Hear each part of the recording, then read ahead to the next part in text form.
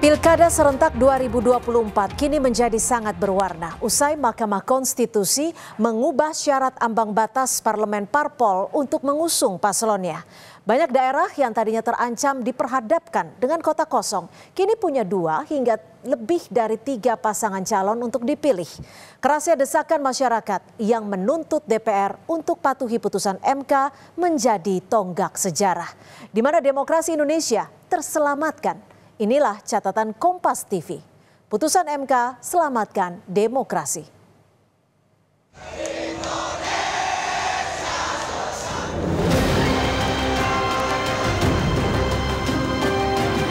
Hari ini apapun yang dikehendaki oleh kekuasaan semuanya bisa jadi.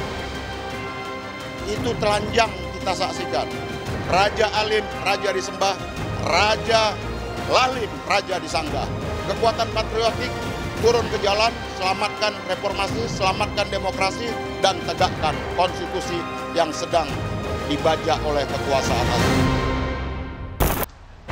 Hari Kamis 22 Agustus 2024 menjadi sejarah bersatunya mahasiswa, masyarakat sipil, hingga seniman turun ke jalan menuntut DPR untuk mematuhi putusan Mahkamah Konstitusi terkait ambang batas parlemen dan syarat batas minimal usia calon kepala daerah. Kegeraman masyarakat ini bermula dari aksi Badan Legislatif DPR dan pemerintah yang secepat kilat menggelar rapat panja untuk merevisi Undang-Undang Pilkada sehari setelah MK mengeluarkan putusan nomor 60 dan 70. Salah satu poin yang membuat geram rakyat, yakni putusan balik DPR untuk mengikuti putusan MA yang menetapkan batas usia 30 tahun untuk cagup-cawagup saat pelantikan.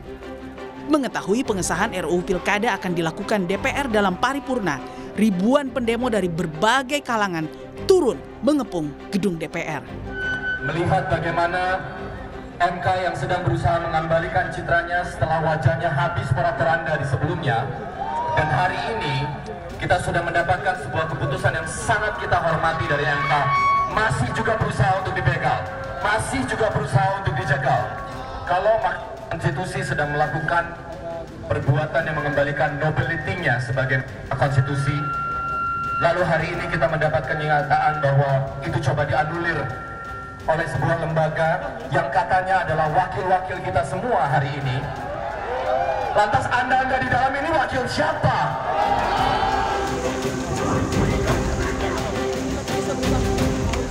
Tadi kena lempar beberapa kali, itu resiko wakil rakyat, ya. Dulu kita juga yang demo di depan ya. Betul. Kita juga tukang lempar-lempar, sekarang nggak apa-apa. Demo para mahasiswa dan masyarakat sipil yang baru berakhir malam hari berbuah hasil. DPR memutuskan tak ada rapat paripurna untuk revisi Undang-Undang Pilkada. Pada hari ini tanggal 22 Agustus, hari Kamis, pada jam 10.00,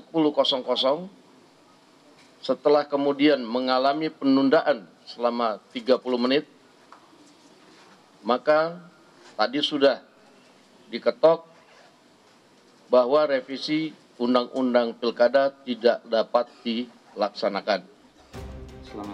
Hingga akhirnya pada Minggu 25 Agustus, Komisi 2 DPR dan KPU sepakat menjalankan putusan Mahkamah Konstitusi terkait ambang batas parlemen dan syarat batas minimal usia calon kepala daerah. 2 putusan MK itu pun dimasukkan ke dalam rancangan perubahan peraturan KPU nomor 8 tahun 2024. Draft PKPU tentang perubahan atas peraturan Komisi Pemilihan Umum nomor 8 tahun 2024 ini sudah mengakomodir, ya, tidak ada kurang, tidak ada lebih dari putusan Mahkamah Konstitusi nomor 60 dan 70. Apakah kita bisa setujui? Kita setujui? Alhamdulillahirrahmanirrahim. Putusan MK untuk pelaksanaan pilkada berhasil menyelamatkan demokrasi. Pilkada Jakarta yang tadinya hanya menyuguhkan satu paslon usungan koalisi super gemuk Kim plus Ridwan Kamil Suswono, pasca putusan MK membuka jalan untuk PDIP yang tadinya terancam tak bisa mencalonkan jagoannya karena terhambat ambang batas parlemen, kini bisa mengantarkan pasangan Pramono Rano ke KPU Jakarta. Seperti halnya Jakarta, Jawa Barat pun kini memiliki 4 bakal paslon cagup-cawagup yang tadinya hanya nama Deddy Mulyadi yang diusung koalisi Kim dan Ilham Habibie yang diusung Nasdem tapi masih butuh kawan koalisi agar bisa maju. Dan berkat putusan MK, KPU Jawa Barat kini sudah menerima 4 pasang calon, yakni Deddy Mulyadi Erwan Setiawan usungan Kim, lalu Ahmad Sayhu Ilham Habibie yang diusung PKS dan Nasdem, lalu usungan PKB Acep Adang Ruhiat dan gitaris Dwi Natarina, serta pasangan last minute JJ Wiradinata dan Ronald Surapraja yang diusung PDIP. Sementara Pilgub di Jawa Tengah akhirnya bisa diikuti 2 pasang calon yang dikenal dengan sebutan Perang Bintang. Ada pasangan Ahmad Lutfi Tatsyasin Maimun yang diusung koalisi Kim dan pasangan dari PDIP yakni ex-Panglima TNI Andika Perkasa dan mantan Wali Kota Semarang Hendrar Prihadi. Dan yang paling mencolok yakni Pilgub Jawa Timur yang kini menjadi pertarungan 3 Sri Kandi. Pasca putusan MK, pasangan Khofifah Emil kini memiliki 2 lawan yang tak kalah tangguh, yakni mantan Wali Kota Surabaya Tri Risma Harini dan politisi PKB Lulu Nur Hamidah. Terselamatkannya demokrasi Indonesia berkat putusan MK nomor 60 dan 70 diapresiasi kalangan akademisi. Tak hanya membuka jalan bagi daerah untuk mendapat banyak pilihan calon pemimpinnya, tapi juga mampu mengurangi kearoganan partai-partai yang merasa dibutuhkan bagi para calon kepala daerah, serta menutup celah pencalonan calon kepala daerah yang menguntungkan sosok tertentu.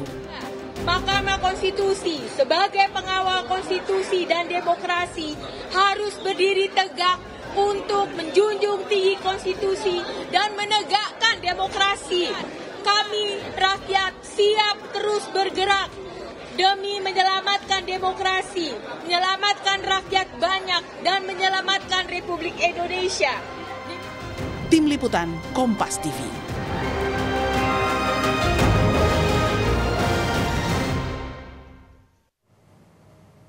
Putusan MK nomor 60 yang mengubah syarat pencalonan kepala daerah di Pilkada Serentak 2024 mengubah peta politik pasca pemilu 2024. Upaya DPR melawan putusan MK melalui akrobat RUU Pilkada kandas setelah merebak aksi penolakan yang dimotori gerakan mahasiswa se-Indonesia.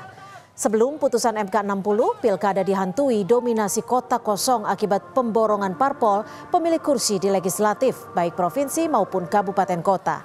Perlawanan publik atas upaya penolakan DPR terhadap putusan MK harus jadi pelajaran penting bagi siapapun yang coba-coba melawan konstitusi. Konsolidasi kekuatan melalui penguasaan parpol tidak boleh mengangkangi konstitusi atas nama apapun. Pilkada serentak November mendatang harus menjadi kesempatan publik menentukan pilihannya demi kemajuan dan kesejahteraan daerah masing-masing.